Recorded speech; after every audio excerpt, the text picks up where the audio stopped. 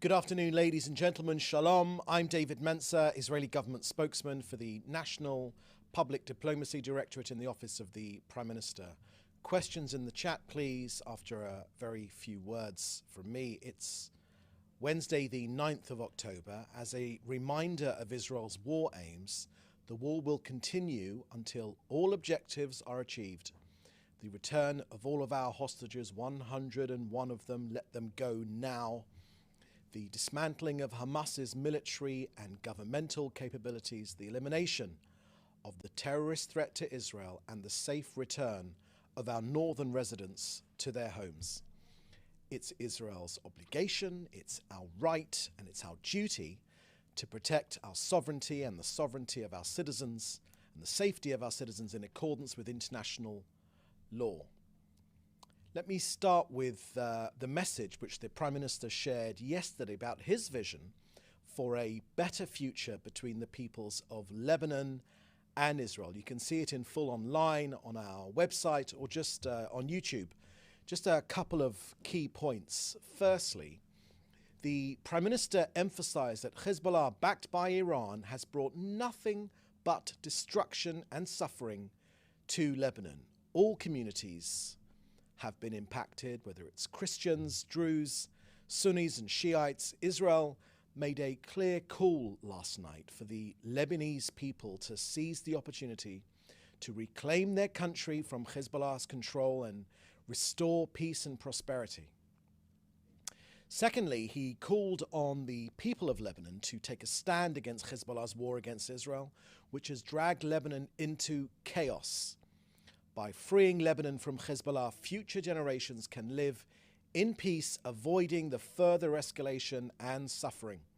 It would also, and I'd also point you to the IDF's Telegram feed to get more details of the limited, localized and targeted campaign based on precise intelligence inside southern Lebanon.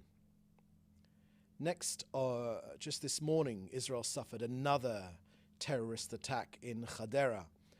We know that this terrorist incitement seeks to kill Israelis. Our security forces remain on high alert. These terrorist attacks are the result of incessant incitement. It's directed by Hamas and Iran in an attempt to bring about more murderous violence against innocent civilians and ignite additional arenas. They will not succeed. So that's the end of our briefing today. Please put your questions in the chat together with your outlet, and we will take them right now. First question I can see here is from Joel Pollack at Breitbart News. Is there any indication about how Prime Minister Netanyahu's messages to the Lebanese people are being received? Thank you for that question, Joel. The message was put out yesterday.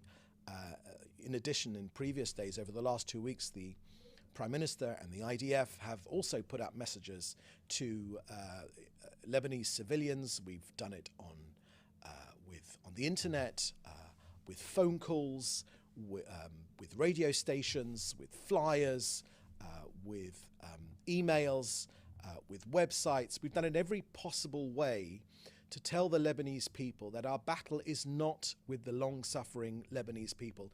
It is with Hezbollah. And we've urged them to get out of harm's way, to move out of the areas where Hezbollah has taken control or embedded their deadly weapons into people's homes, into where people's businesses are, to move out of harm's way so we can defeat this Hezbollah menace and then get our people, and for the Lebanese to be able to return home after that. So in terms of how it's been received, you'll have to ask the Lebanese people about that. But certainly Israel is making every effort to get civilians out of harm's way. And I think this is a very powerful message which the Prime Minister gave yesterday, that there is a better future possible between Israel and Lebanon. Our border is precisely where it should be. There is no territorial dispute between Israel and Lebanon. It's called the Blue Line. It's precisely where the United Nations asked for it to be.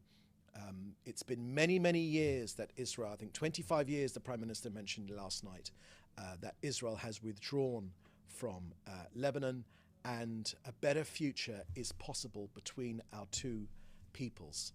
Hezbollah are in the space between our border and the Litani River, directly in contravention of United Nations resolutions 1701 and 1559, and it's incumbent on the Lebanese government to make sure that it's the Lebanese army that fills that space rather than the terrorist organization of Hezbollah. Next, is Israel offering military support to the people of Lebanon if they rise up against Hezbollah? If not, what other support is being offered? Thank you for that question, Joel. I haven't got any information on that. Next question, also from Joel Pollack. There are reports that Hamas leader Yahya Sinwar is asking for a precondition to further negotiations, namely that Israel agrees not to kill him during talks. Is that true? Thank you for that question, Joel. Let me share with you some of the discussions, some of the details which our negotiator, Gal Hirsch, the coordinator of the hostages and the missing, Brigadier General Gal Hirsch, his correct title. Just on Monday, the day before yesterday, Brigadier General Hirsch shared an update which you can actually see on the Prime Minister's website, because it marks the year since the massacre of October 7th and the ongoing efforts to secure the return of our hostages. He, of course, together with the government of Israel and all of our people, expressed the deepest of regret that we have to our families and to our people for the delay in their return. And he emphasized that every single possible action and every resource is being utilized to bring them home safely. Now, Brigadier General Hirsch, in interviews which he's given in the last month or so, has made some innovative suggestions to how to move forward, which I would encourage you, Joel, to take a look at. But just on Monday, he highlighted the urgency of the situation. He stated that all of the hostages are in humanitarian crisis and that priority must be given to get them home now, to get them free now, for Hamas to set them free. He also noted that the challenges posed by misinformation and false narratives can actually undermine these negotiations. And despite the complexities, he also ensured that decisions regarding the hostages are made with extreme care and professionalism. But I would encourage you, Joel, to look at some of the interviews which Gal Hirsch has given in the US in the last month or so, where he has made some innovative suggestions to how to move forward. It is Hamas which is holding them. It is Hamas which needs to set them free. And it is Hamas which needs to lay down its arms, release our hostages for the conflict in Gaza to be over immediately. Okay, the next question you've asked, Joel, number 4. Finally, if there are any updates regarding Christian communities in southern Lebanon, that would be appreciated. Thank you for that question, Joel. Just to, the only thing I can add to what I've said already is the Prime Minister mentioned specifically Christian communities together with other Druze communities and Shiite communities and all communities in Lebanon. The quicker Hezbollah is ejected from that area, particularly north of our border and up to the Litani River, and I would add, the quicker that Iran is ejected from your country, the quicker, and Lebanon, the quicker your country will stop being a failed state. Even before this war, Lebanon, unfortunately, has become, despite the proud history of the Lebanese people, Lebanon has become a failed state because Iran has a malign influence on your country. They see it as a forward operating base against this country. And I think none of the media make this point. Why is Iran up against our border? to further their aim to destroy this country. It's as simple as that. Ambassador Mark Regev made the interesting comparison when he said that it was similar to the Cuban Missile Crisis, when the Russians, the Soviet Union, put missiles in Cuba to threaten the US. We know that this is a forward operating base of the IRGC, and which means that we have the obligation and the right to make sure that we can no longer be threatened by this terrorist force on our border. Our operation in Lebanon has a very simple aim: to get our people home.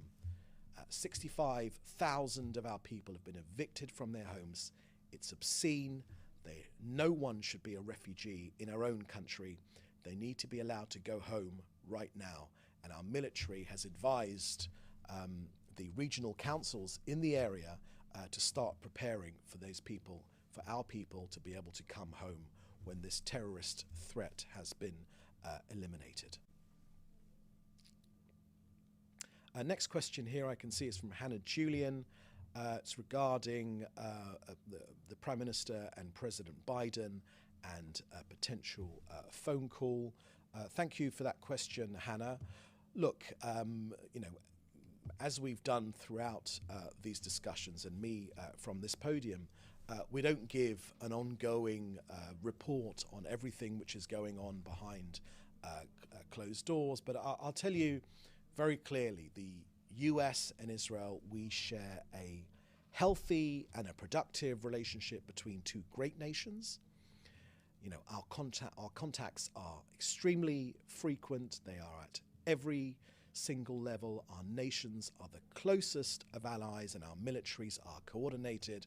And of course, we share the same goals as well. So Hannah will keep you posted about about future discussions as well, as and when. Okay, that's the last question we've received today. No, there's one more question I can see there. Question from Jim Williams from Zenga. It's regarding Defense Minister Gallant's trip to the US to accept the invitation from General Austin. Thank you for that question, Jim.